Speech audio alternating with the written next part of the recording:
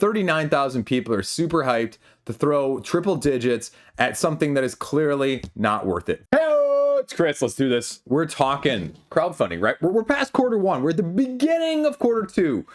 And we have to talk about the ones that now that quarter one is passed, what are the most exciting crowdfunding games for me looking forward? And the tricky part about this always is, right, is that some reason publishers holding these cards very close to their vest, right? I can't actually tell you when we're going to release games, so we just have to speculate, wonder, and guess. And that's just why I think it's also worth talking about. Like, are these games that I was looking at the beginning of the year, are they still on the wish list? How do I feel about them? And what has risen to the top now that we're past a couple of the big ones of the year already? Like Onward from Sky Tier Games. That was one of my biggest of quarter one, right? And the other thing that is always interesting, between the time I film this and then when the campaign goes live, right? Because there are plenty of games where you go, I really want this. And you look at the crowdfunding campaign and you go, nope, just kidding. And we have to take special consideration now into this section of the year with Trump basically saying, you know what? If you want your items, you're going to pay 50% more on them in the first place. Because we've seen now all of the publishers saying, wow, this is going to hurt. So we have to take that into account now too, potentially, of, I don't know, do you want to pay 100% extra in shipping costs, essentially, or something along those lines? And not sure how much this is going to trickle down, especially if you're in the US. If you're not, like, okay, you guys are like, peace out, see you later, suckers. But anyway, let's freaking go. What are my most interested prior to the launch campaigns? Because there's also been just tons that you go, you know what? I'll get you later. I'll catch you when you're more widely available. I'm looking at you, Dragon Eclipse. Let's go. This was a tough list to make, truth be told. But first up, one I am most excited about is one that's not actually the next one up from this company, Level 99 Games. We saw Bullet Cubed as my other, basically most anticipated one of quarter one, along with, you know, the previously mentioned Onward and Dungeons of Shadowreach, is their upcoming one, Wardens. Not Super Pixel Tactics, although that one is definitely interesting because, you know what, this is a very unknown fact. Pixel Tactics was one of the first board games that I ever bought. It was in my first ever retail package that I got from, I think it was actually Card Nerds.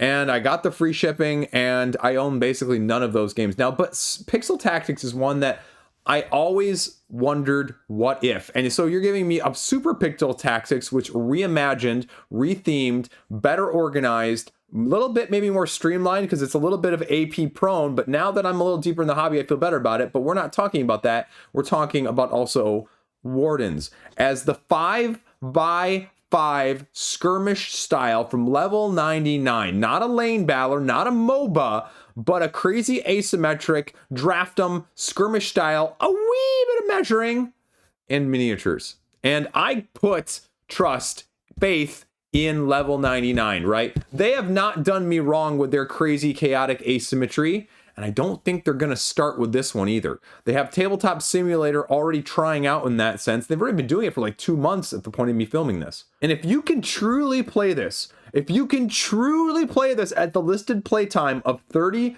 to 45 minutes with unique abilities, 3-inch tall miniatures, my wallet weeps, right? But that's why I have to put this one near the top of my list. And you know me and my love for asymmetry, right? I love the crazy chaoticness of some take that, Amerithrash on the board, especially if it has dice chucking. But I have to wonder, with Awaken Realms' announcement of their upcoming, lineup, the one that stands out to me the most is not Zombicide Agricola, however you want to pronounce it, right? It's B period, E period, L period, O period, W period, Asylum, below Asylum. Action horror based game. And again, I say this as a non-horror fan. I am not a big thematic horror fan. Video games, tabletop games, movies in general, anything like that. TV shows, like that doesn't do it for me. Like Resident Evil never did it for me. Dying Light, okay. Dead by Daylight, not really. But any of those systems just never really got me. But this one has me super intrigued. From the designer of Galileo Galilei, the heavy euro that everyone forgot and got eclipsed in 2024 by things like SETI and Unconscious Mind. But speaking of SETI, the designer of SETI as well is giving us an Amerithrash game over combined with Awaken Realms. And I can't really give you any more information than what's on the Board Game Geek description. It's variable player power is the only listed mechanic, and your agents, the last line of defense against the horrors that should not exist. People are vanishing, and you gotta find out why. Action, horror, deep strategy, immersive, ever-evolving narrative. Now, I hope there's not too much narrative. I don't want narrative. I want more this big smacker. Unique, asymmetric characters, distinct abilities, uncovering truth, bizarre, lethal threats, unpredictable challenges, master protective rituals, tense combat scenarios, playthrough, cinematic experience. I want more on the board, less in the rule book. Give me Awaken Realms. I will throw money at the screen like I've done with this thing if you can incorporate that into what you've got going on with this one. So I want to see, and that's why it stands out to all of them above their other offerings.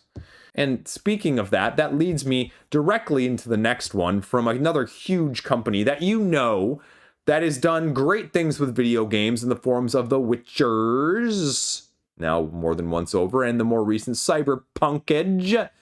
And that's the big question mark that is, at this point, Tekken, the board game. And this is the designer of The Witcher, the Old World. The question with this one, again, similar to the previous game, right? You're going, Chris, these are nothing alike. Okay, I am, though.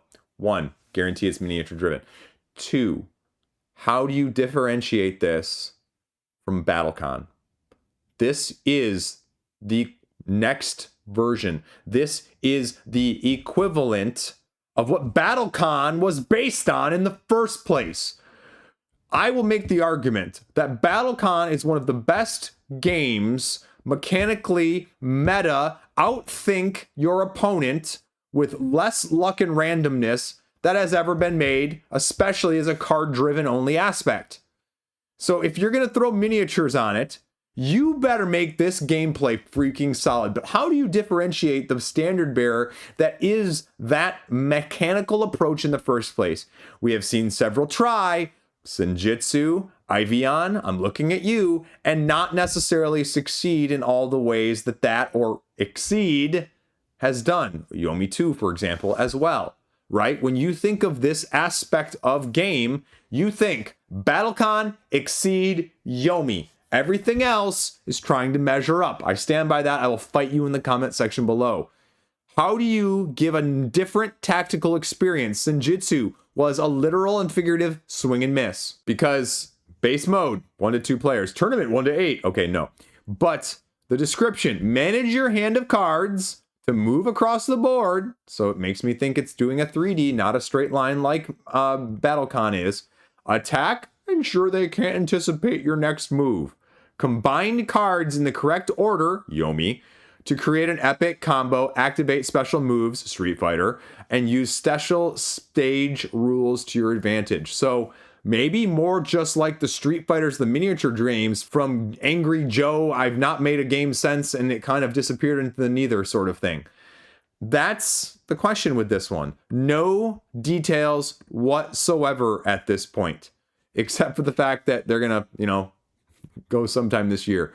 That's it. Go on board. I sent you an email. So hopefully I get a response here so we can get some coverage and see where things go with this one. But this is, in theory, ya boy's game. This is a Liege of Games special. You know what? Speaking of Liege of Games special, I'm going to have a video out shortly before or after this one with my thoughts on the other 2-player head-to-header, reminiscent of a huge other classic, monolith pillar in our community of Hubworld Aidalon from Earthborn, and reminiscent of the Netrunner vibe. I've got my 2 preview decks, and we're going to see how this one goes. This is another interesting test because is it going to make this type of game more accessible and more interested for people that never were interested in Netrunner, making it a little bit more mainstream? I'm not saying Netrunner is bad, all you Netrunner fanatics out there. I'm saying the reason why it never stayed around is because it never hit quite the mainstream that some of this other stuff is within our hobby. Yeah, it's freaking fantastic. Yeah, NSG has really done an awesome, over-the-top, amazing job of keeping it alive and doing something completely unique on their own on top of things. At the same time, why didn't it ever get a wider audience, right? Like, as such an acclaimed game overall. And so, is Hubworld going to bring this in an LCG-esque construction type model with your 4-faction-based 3x3 grid, forcing your opponent to go through your grid, trying to find out where your agents are, potentially in either your discard pile, your hand, or your deck, or even hidden among those cards laid down in the first place? There's a lot of terminology. There's a lot of nuance. There's a lot of card that isn't always as intuitive of what you're doing if you're not familiar. But is it going to be 2.0? The last one that we saw compared to that was Pagan Fate of Roanoke, which, again, hasn't really gotten a huge mainstream attraction either, as, you know, all of its glory that it is in the first place. So can this duplicate Earthborn Rangers in that sense? Because that one has been well received, but it's still an LCG. It's still confined within that. It hasn't broadened its reach, even like its contemporaries. I'd make the argument, but you could also say back to me in the comment section very equally that it hasn't had the numbers availability wise to do so yet. But if it's selling out everywhere all the time, I would think, and hopefully we're going to see more. And so that's going to be the test with this one, is not can you put it out and will it fund? It's going to do great Godzooks numbers on crowdfunding. But is it going to do that well a year from now, 2 years from now, 3 years from now? That's the support a game like this needs. And that's the big question mark, in my opinion, at this point. Speaking of 2-player games, we'll just stay with that theme here. I never had any really interest in Flamecraft when it came around the first time on crowdfunding. I said, this is looking pretty. This is probably too light for me. I'm not really that interested in dragons overall in this aesthetic, right? I'm okay with that. And a lot of people said, Chris, you're wrong. You're an idiot. Chris, you are always an idiot. Chris, when aren't you an idiot?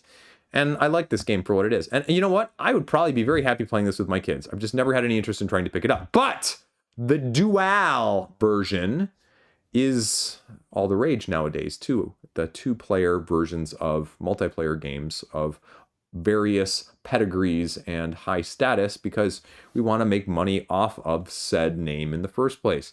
And this looks more like a Splendor Duel for me, because I think it's getting far enough away from the original as a worker placement and giving you pattern matching tile building in an abstract nature. Ding, ding, ding, abstract, he loves it. And you're drawing dragons, placing them on a shared central board with a special ability to rearrange or fire up more dragons to match them in a pattern. Ooh, that matches a card in your hand to score. Go until all the dragons are drawn to see who scores the most points. It gives me vibes, in a strange way, of another 2-player game that you have never played that is highly underrated, from the man himself who put out Mage Knight in a completely other mechanical and thematic correction, and that is Tashkalar. Absolutely underrated, underappreciated, one of the most amazing games that too many people have not played. But it gives me vibes of that pattern matching in a grid sense of removing them to score, or in Tashkalar's case, play your, creatures down in that manner. So can it do that? Yeah, I mean, like I said, right, millions and millions raised on the aesthetic. So the aesthetic alone is going to get way too many people in that won't like the game in the first place, but that means that it's going to be widely accessible. And if Cardboard Alchemy can, really do it up. Manny Vega, I put my trust in Manny Vega, just like I put my trust in Level 99 Games. So that's not really much of a question in that regard, to me speaking. So that's why this is easily on this list too. Sale Legacy. I have no freaking clue. I'm looking for Sale Redemption. All Play probably doesn't want to send me or have me anywhere near Sale Legacy, because I kind of railed on the original one. It just didn't fit with me, right? It was too min-max. It was, relatively speaking, for poor gamer me, a little bit difficult too. And it just felt very constrained. And I wanted to love it more. At the same time, gets a little loosey-goosey, gets a little legacy campaign. Truth be told, as much as I wasn't necessarily a fan of the first one, right? I want to like it. I want the second one to draw me back in. And isn't that what people want? Like, I think a good testament of a game is it takes something you don't usually like and it makes you like it anyway. The prime example for me at this point of my life, of my career, of my hobby, whatever you want to call this, idiot Chris, Castles of Burgundy. I don't like worker placement. I slightly like dice worker placement. That game has completely changed my mind on it altogether. That is a triumph of a game because it won me over to that. Similarly, like I'm not a huge area majority person. Rumble Nation, El Grande, those are just master classes in how to do things right from that aspect for me. And so I want trick taking in this manner to do that for me because I do enjoy seriously trick taking. Trick Takers was a top game of 2024 for me. I love the crew. This right here will be a top game for me in 2025. So, Sail Legacy, show me what you got.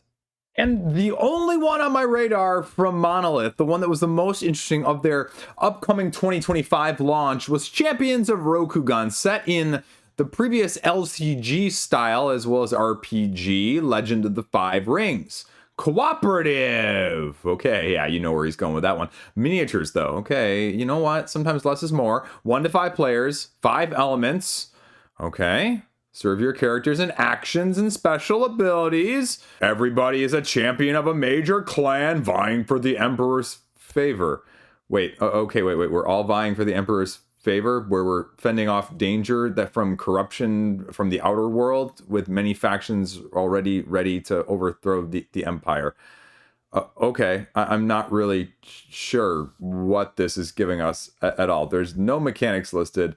No anything listed at this point, so we have no freaking clue.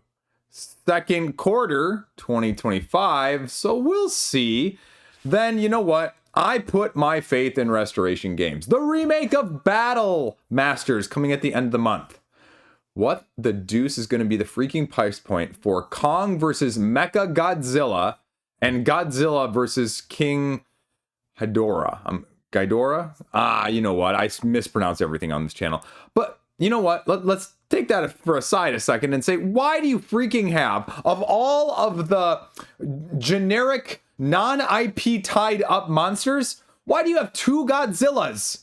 2 Godzillas! Give me something. I mean, I like both of them, don't get me wrong, but come on! So it's a dice tucking battle tactical situation that Monster Apocalypse, rest in peace, has left a void of from the 1992 remake. 2 core sets, and they're each supported by a faction of subspecies and a team of skilled mercenaries.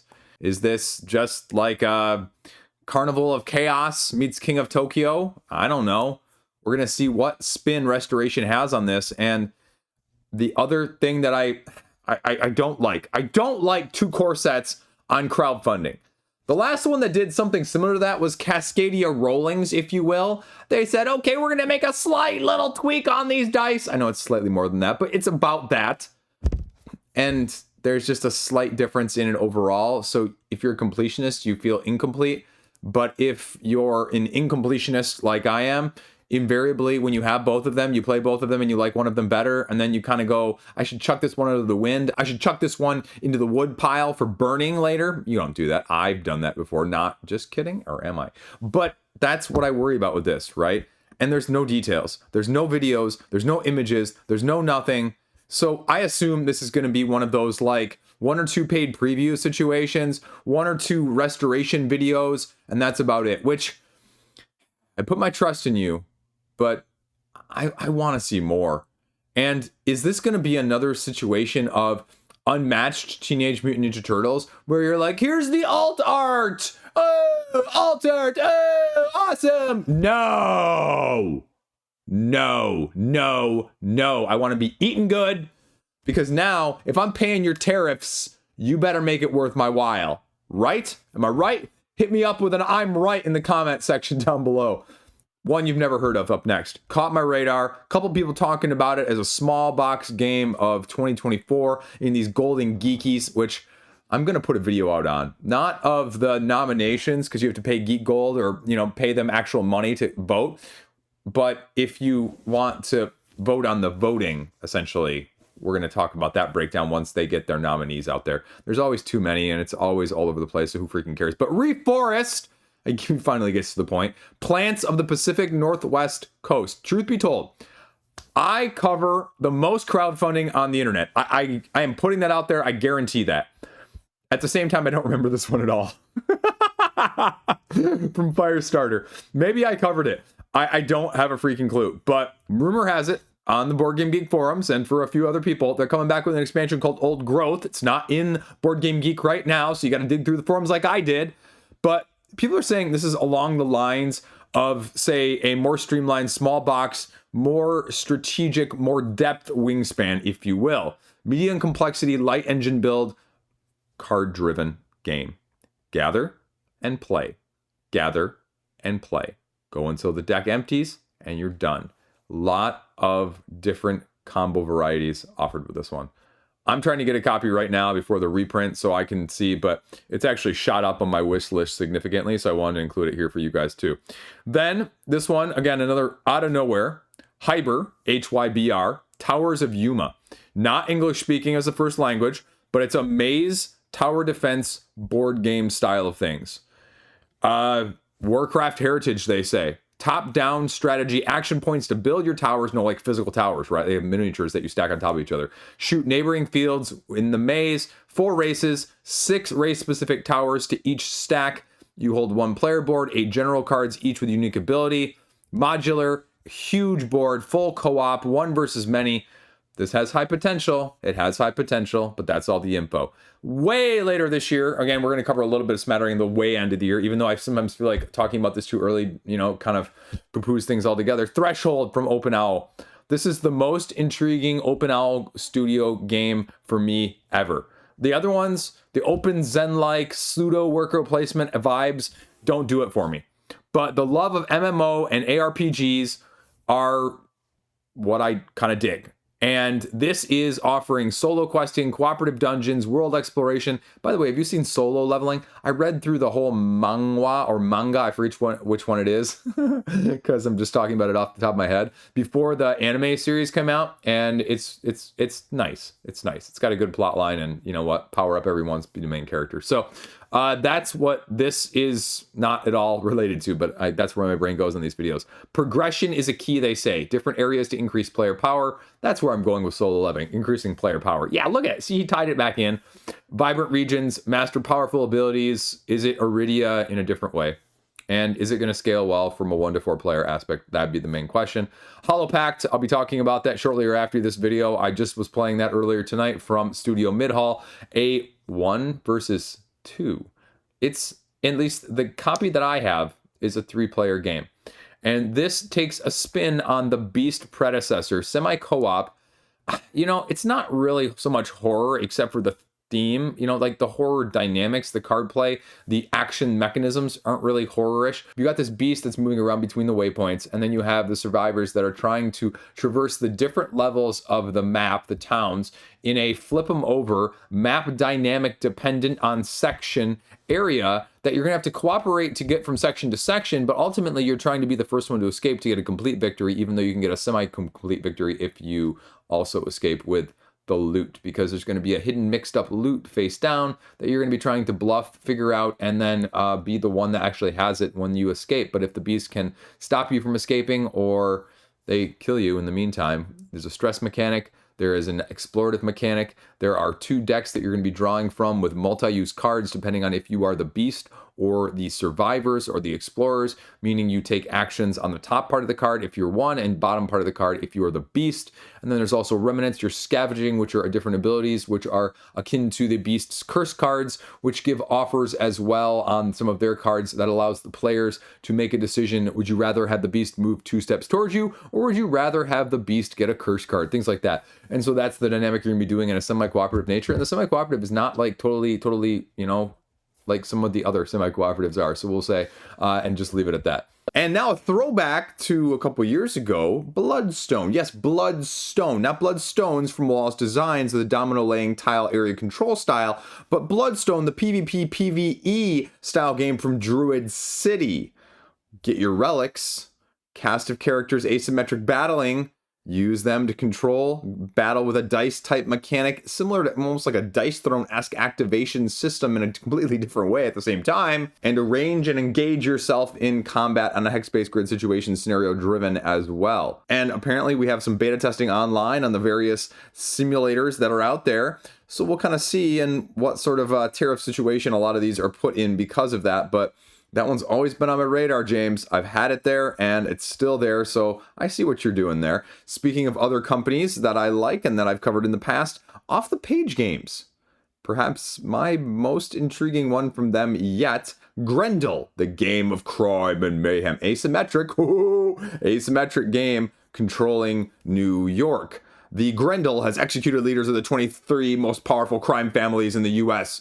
Now they dominate, and you have to, well, basically rise up and take back those areas belonging to one of 4 different factions of your choosing, carefully weighing the scales in your favor, push your luck, deck building, and chip pull system. No clue. No clue, but absolutely fantastic appearing, at least at this time. Subsequently then, we also have one that I have, similar to Black Orchestra, as I talked about that, always desired to kind of maybe itch and kind of test it out. Always kind of had that itch, but never been able to test it out. And that's Endangered from my local company, Grand Gamers Guild, with the upcoming expansion at some time this year, hopefully, Australia. Strategy, race against time, environmentally saving species hanging by a thread, pandemic style. Hugely under the radar for a 2020 game that, well, was actually one of the Board Game Geek nominees for that year from a cooperative standpoint. Ramp up, negative consequences, dangers threatening you along the way as you get your asymmetric characters, replayability, pandemic style, and now with new animal expansions set in Australia, bringing you brand new scenarios, brand new ambassadors, and, well, a new powerful asymmetric character to go along with it. Okay, giving me everything I want. I'll potentially have a cooperative game, so I might have to trade for the base game between now and then to see if this one is going to scratch that itch in the same way. And next week we'll also be covering, personally speaking, but interesting to see what the campaign looks like for Final Titan, from the makers, the publishers of 2 of my other great 2-playing dueling games, Mindbug and Agent Avenue, giving more of a King of Tokyo style vibe to it, where you push your monster into the arena to go up against the champion, and you equip them, upgrade them, and activate them to basically just be the last one standing in a multiplayer Dice Throne-esque King of the Hill style situation. But the twist being that you don't have to put your monster in there in the first place, because if you don't want to, well, the type, the matchup, the mechanics, the strength of the one in there might just not be in your favor. But if you don't, you have to actually put in one of your upgrades that you then don't get to utilize. But if you are the person that goes in, you get all those collected upgrades to, well, potentially overthrow the champion, rinse and repeat until the last one standing. So do you trust them and Richard Garfield to put out a good game? Right? Good winning combination there. So give it a look-see. Or better yet, tune into my video when it goes live next week, right? Look, I'd also be amiss if I didn't at least give an honorable mention here as well to Isofarian Guard with the Veilward expansion. What, something like they said 60% the size of the base game? Just absolutely massive content for this 1 to 2 player scenario driven campaign. And they're going to go the grind it out less game situation that Awaken Realms did with the Tainted Grail and the subsequent Ether Fields iterations, where they eliminated a lot of the downtime, the middle time, the repetitive roteness of the main criticism of this type of game that it can turn into a little bit of slog, just like with a JRPG, right? Where you're grinding those levels, and maybe you just don't need to do it, right? And so that is sort of the big aspect of this one, plus just a ton of new freaking content all over the place. So if this is your lifestyle game, this is your lifestyle game, and you're going to love it, and you're going to have more of it. And if you own one of them, you own 6 of them already, and 1 is way too many, and 6 is just not even enough in that regard. And that always stays true, especially with this type of game as a whole. So you can pay triple digits, probably get this expansion. And that brings up the interesting point with a lot of these games already that we've already talked about is, you know, what is this inflation going to look like? How is tariffs going to affect things? And frankly speaking, are you still willing to shell out triple digits for multiple of these in not just a year, but in a shorter span than that as a whole? Side note here at the very end, it doesn't just remove some of the grindiness, it adds more of a cinematic narrative, they say, and streamlines the character advancement. Does that sound more like you? You want more character, you want a less battle grindy, or you prefer the battle grindy and you want a less narrative? Well, maybe now you can flip a coin and see which one that you prefer and get to try them out both. But again, got to get an expansion to be able to test it. So how do you feel about them apples? Then, similar to Threshold, Vanea from Forgotten Tales, only the Sirens game came out from them previously. I don't think that's delivered. Exploring a mystical world of Vanea, Guardians of the Elder Tree. Again, it's got this sort of overarching defense, cooperative nature, 6 elemental orbs, and get new abilities and craft equipment. It's all about the loot. No, seriously, like it says that like 3 times in the description. Loot, loot, loot, loot, loot. All versus all, team versus team, cooperative, collect, loot, tower defense, do whatever you want. And so I think this has real potential, but it's kind of an unknown from a company that has yet to show us that the pedigree and the, the excellence, not just good, but the excellence is there. So that one's out there. And then you know what? We're going to round this out here at the end with 2 super popular ones that I have very, very mixed feelings on. And that is Ark Nova, the 3D situation. I understand 39,000 people are super hyped to throw triple digits at something that is clearly not worth it. But at the same time, right? Sorry, he went there. They say that they're going to give you new official content, a storage big box, and more. Zero information. Zero information at this point. And they say 2 core pledges, right? A combination of acrylic tiles and 3D miniature buildings. Also, though, a new full 3D miniatures building pledge with all of your favorites that you've never seen on any other crowdfunding campaign before, including Ark Nova, special metal coins, sleeves, and a playmat. When do we launch? Second or third quarter, and we'll see. But acrylic tiles and all of that stuff. Wow, those plastic 3D renderings of buildings look absolutely and utterly atrocious. Atrocious. But following, you get a free gift. The other one, Lord of the Rings Confrontation. As someone who owns 2 of the previous editions, I actually, truth be told, do not mind the new artwork.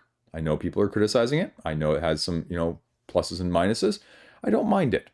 However, I don't see any change to the gameplay. So if I'm looking at this as, say, the person who had Yellow and Yangtze, and then they came back around with Wang on the crowdfunding side of things, and then they made it sort of not wooden, and they made it plastified, I don't see the appeal. And they're doing some things with the card holders and making a little bit more fancy Stratego sort of style of things. But as someone who owns the previous 2 editions, right? Apart from getting something that isn't scuffed up or a little bit rough around the edges, because honestly, I'm not one of those people that gives a flying fruitcake about that sort of thing most of the time. Why would I ever back your product? Show me a reason to do so, more so than aesthetic. I said this on the unpopular video, talking about those opinions on that side of things, right? I said, look, there is a place for remakes like this when something's out of print. At the same time, why should I even care? Why should I care? Right? As Bluey's dad says. That's kind of where my head is at. But these are probably the 2 most, right now, followed pages on Gamefound. And that's why. 1, this has been out of print, and people love the idea of getting something that they can't get previously. See Camp Grizzly. And now Ark Nova as one of the best games of all time of 3 years ago that people were no longer spouting as the best game of all time until something new came out for it in this way. Yeah, I said what I said. I'll fight you in the comment section down below. I'm being a little bit tongue-in-cheek, but at the same time, right? That's what happens. Everybody says this is the best game of the year, of the decade, of the century, on number 1 of everyone's list of all time. And then next year, Earth knocks it out. Next year, Dwellings of Elderil knocks it out. Next year, whatever the latest hotness, hype, Earth, whatever it may be, knocks it out. But now it goes back around full circle because it's getting new content. So it'll rise up to the cream of the crop again, right? Right? That's what they tell me. Now, truth be told, right? Like, there's always a couple games that I miss along these lines, and always a couple that I just go, duh! Chris, why did you not include that one? It was clearly on your radar, clearly on your wish list, or clearly something that you're enamored with. And so excuse me if I miss a few obvious ones. And if I do miss some obvious ones, let me know what those are down in the comment section below so I can check them out. I can reach out to the publishers and maybe even cover it on my channel because I like talking about games, right? That's why we do this. There you go. That is all the crowdfunding I'm looking forward to. Probably not all of it. I'm missing a few as always. There's always a couple that overlook and there's always a couple that surprise us. You know, like Reforest. So I love covering this stuff. I love talking about it. Let me know what you think. Comments, questions, concerns down below. As always, thanks for subscribing. Somehow, you know what? We've stayed like completely and utterly stagnant subscribing in the last month or so. So that just means that I must suck at this. So that's all I got. Stay classy. Peace out. Let me know what you want to see down below. I have a Patreon. Have a great day.